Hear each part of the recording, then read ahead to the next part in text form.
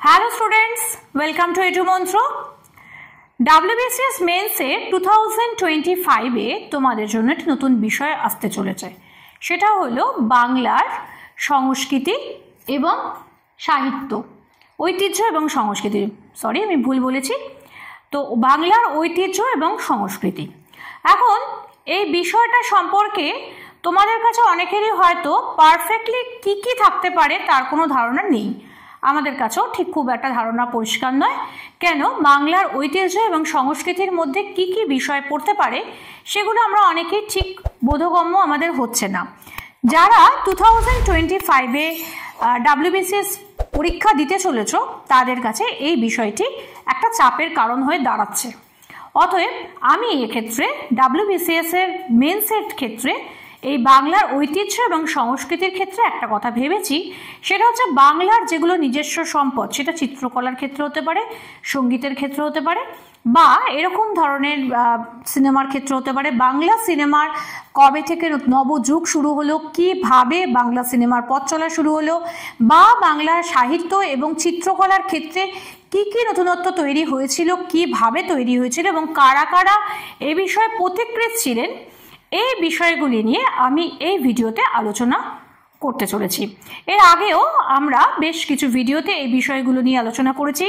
যারা আজকে আমার চ্যানেলে প্রথম, তারা অবশ্যই স্ক্রল করে দেখে নিতে পারো যে এই বিষয়ে আমরা এই ক্লাসটাতেই আলোচনা করছি এবং সেখানে যেগুলো যেগুলো আমার মনে হয়েছে যে এগুলো তোমাদের কাজে লাগতে পারে সেই বিষয়গুলো একটা আলোচনা করছি। এবং এই আলোচনাগুলো তোমরা যদি দেখতে থাকো বা এখন থেকে সেগুলো জানতে থাকো, তাহলে তোমাদের হয়তো সেই সময় যখন তোমরা মেন্স পরীক্ষা দিতে যাবে সেই সময় তোমাদের কাছে কিছুটা সুবিধা হবে। আজকে আমাদের যে বিষয়টাতে আমরা যাব সেটা হচ্ছে যে যামিনী রায়।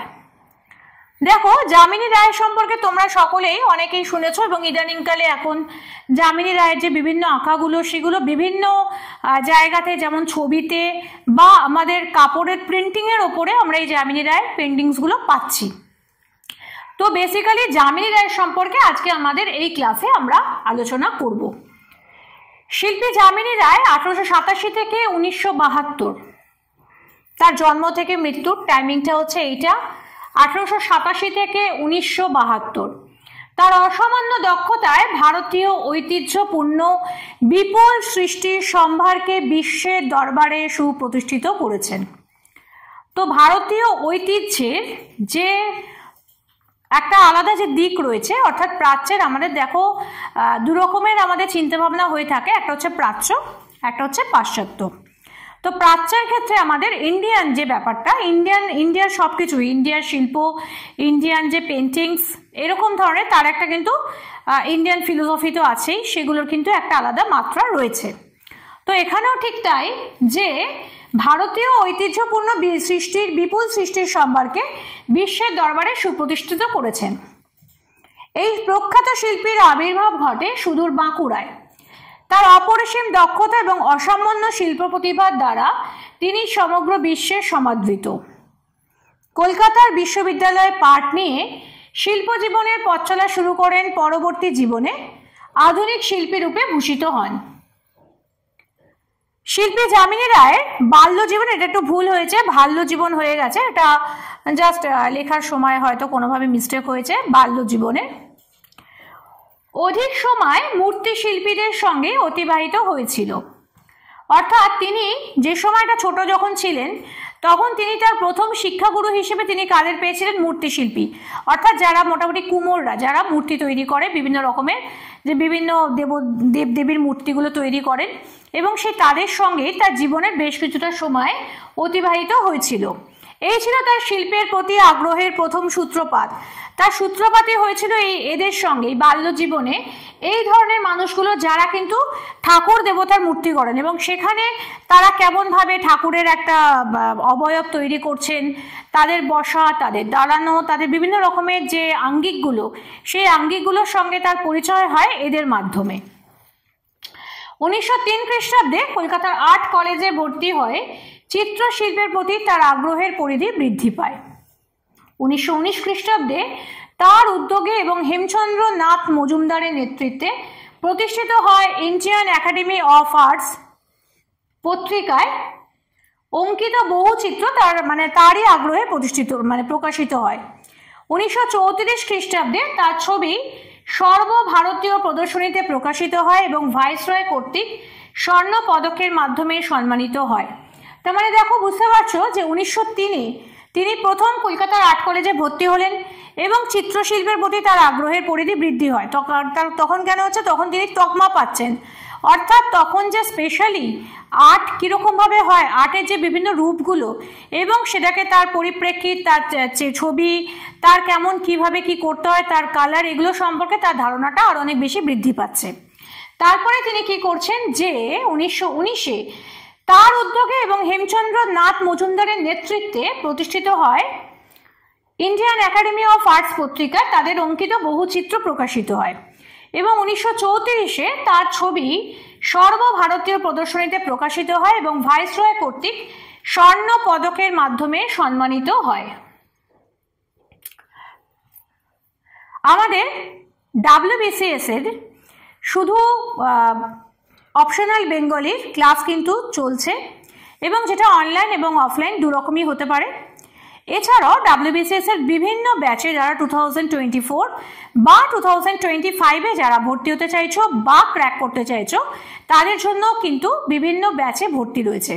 শুধু WBCS নয়, এখন কিন্তু এডুমন্ত্র সব রকম চাকরির পরীক্ষা যেগুলো আছে, রেল আছে, মিসলেনিয়াস আছে, পুলিশ আছে, এরকম ধরনের যত রকমের সরকারি চাকরি আছে, সেই প্রত্যেকটা সরকারি চাকরির জন্য আলাদা আলাদাভাবে পড়ানোর ব্যবস্থা করেছে এবং এর প্রত্যেকটা ব্যাচ কিন্তু আলাদা আলাদাভাবে পড়ানো হচ্ছে এবং প্রত্যেকটা সাবজেক্টের জন্য অভিজ্ঞ শিক্ষক বা শিক্ষিকারা রয়েছেন। তোমরা যারা সরকারি চাকরির পরীক্ষা বসতে চাইছো বা সরকারি চাকরির পরীক্ষায় ক্র্যাক করতে চাইছো অথবা WBCS-ও বসতে চাইছো, তাদের জন্য কিন্তু অনেকগুলো সুযোগ খোলা রয়েছে, অনেকগুলো দরজা খোলা রয়েছে।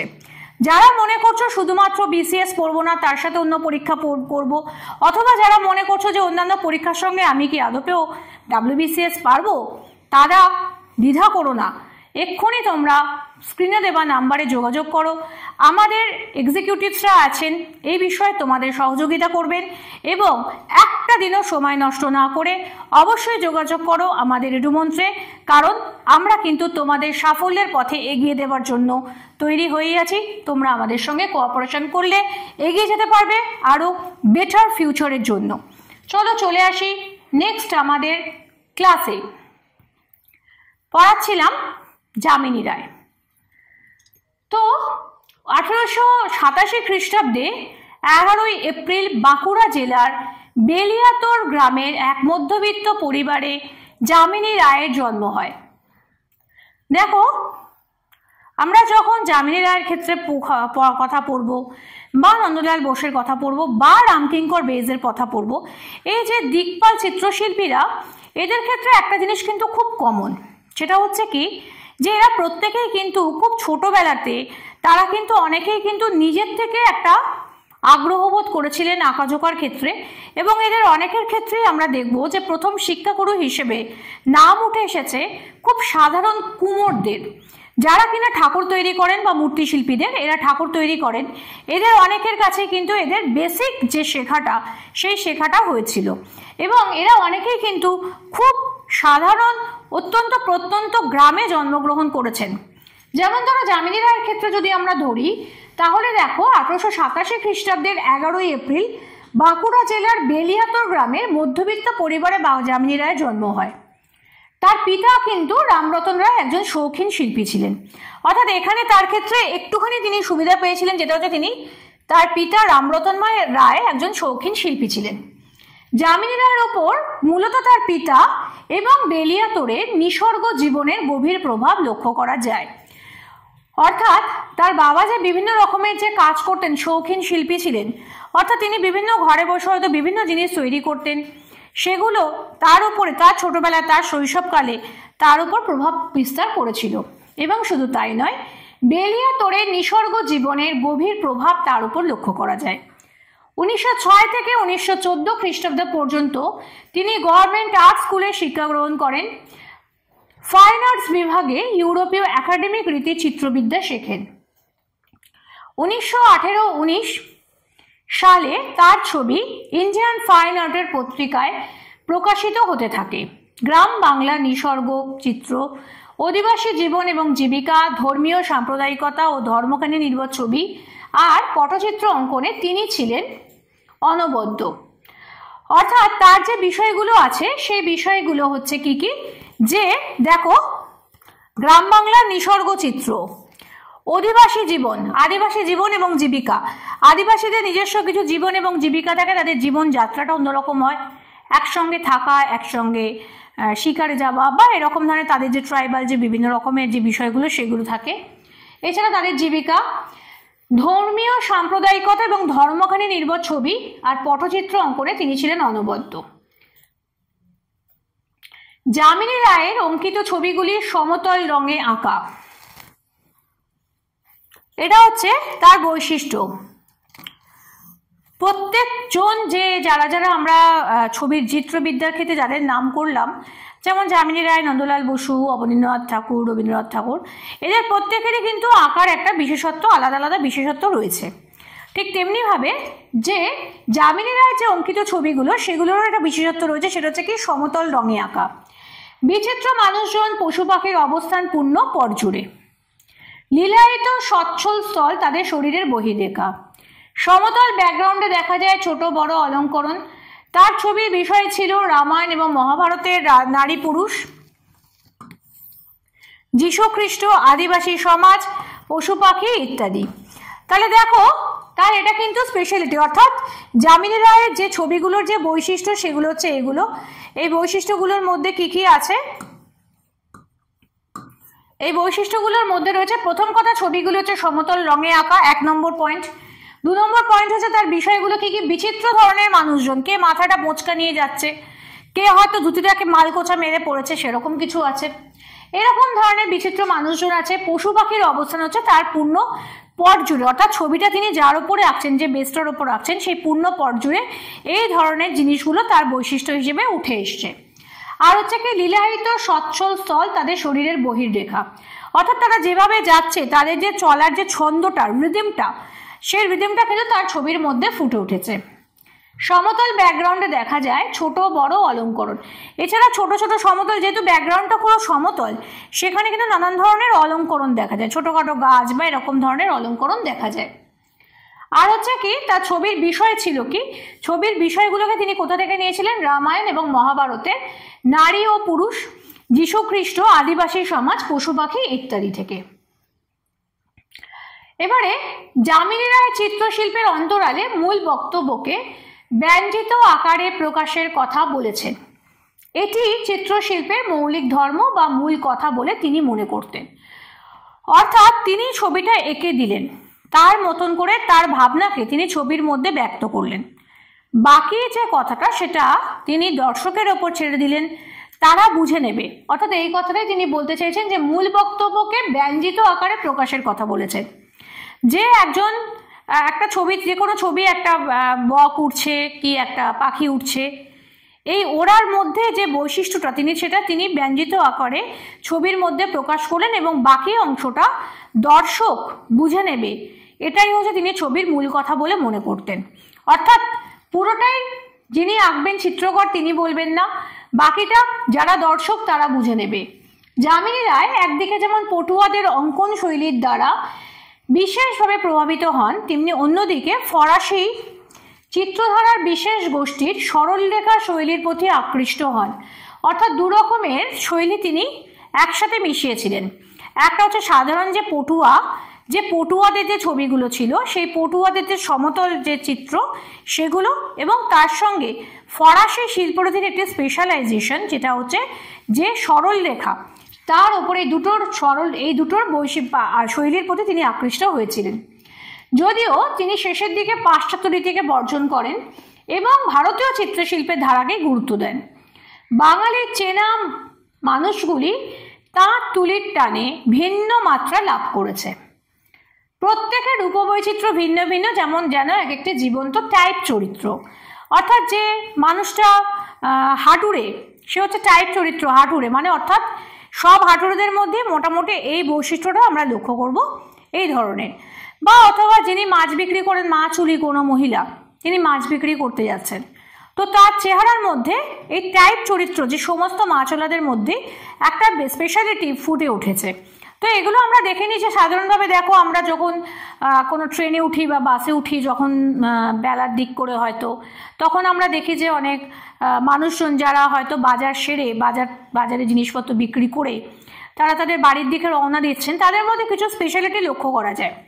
অনেক সময় দেখা যায় যে তারা একটা খাবার কিনে খেতে খেতে যাচ্ছেন, বা একটা পেয়ারা বা একটা কিছু কলা এরকম ধরনের কিছু খাবার কিনে খেতে খেতে যাচ্ছেন, হাতে একটা সংজ্ঞাত ঝুড়ি আছে, এরকম ধরনের কিছু স্পেশালিটি।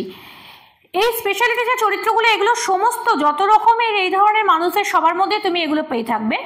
তো এটাই কিন্তু এখানে তিনি বলেছেন যে প্রত্যেকে কিন্তু একটা জীবন্ত টাইপ চরিত্র, অর্থাৎ এদের মধ্যে যেন এই বৈশিষ্ট্যগুলো, এদের উপবৈচিত্র্যটা ভিন্ন ভিন্ন, কিন্তু এরা কিন্তু প্রত্যেকে এক একটি করে টাইপ চরিত্র, অর্থাৎ এদের দেখতে আলাদা, কেউ লম্বা, কেউ বেটে, কেউ মোটা, কেউ রোগা, কেউ মাঝারি, এরকম বিভিন্ন রকম হতে পারে, কিন্তু তাদের টাইপগুলো একই ধরনের, এই হিসেবে এদেরকে বলা হচ্ছে টাইপ চরিত্র।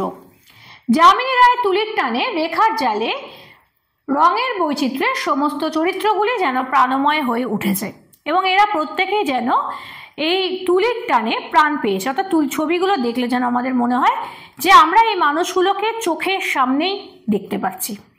এই ছিল আজকে আমাদের বিষয়, যামিনী রায়ের ওপরে বাংলা চিত্রকলার ইতিহাসে যামিনী রায়ের অবদান।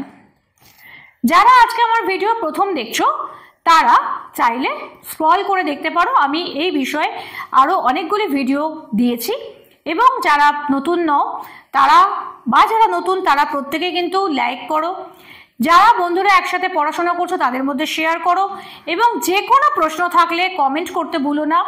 আমি চেষ্টা করব যে যদি অনেক ডাউটস থাকে সেগুলো কোনো ডাউটের ক্লাসে আমি সেগুলোকে সলভ করে দেবো, বা যদি কোনো যে কোনো প্রশ্নের যদি সেটা উত্তর দেওয়া সম্ভব হয় আমি সেটা সঙ্গে সঙ্গেই সেটা কমেন্টেই উত্তর দেব। এবং তার সঙ্গে এই এডুমন্ত্র চ্যানেলটিকে সাবস্ক্রাইব করে রাখো, যাতে ভবিষ্যতে যে কোনো দরকারে পড়াশোনার ক্ষেত্রে তোমরা সাহায্য পেতে পারো, এবং তার পাশে সাবস্ক্রাইব করার সঙ্গে সঙ্গে বেল আইকনটি টিপে রাখো, যাতে তোমাদের যে কোনো ভিডিও এলে প্রথম সেটা তোমাদের কাছে পৌঁছাতে পারে। আজকের জন্য এইটুকুনি, ফিরে আসবো অন্য কোনো বিষয় নিয়ে খুব শিগগিরই এডুমন্ত্রের অন্য কোনো ক্লাসে।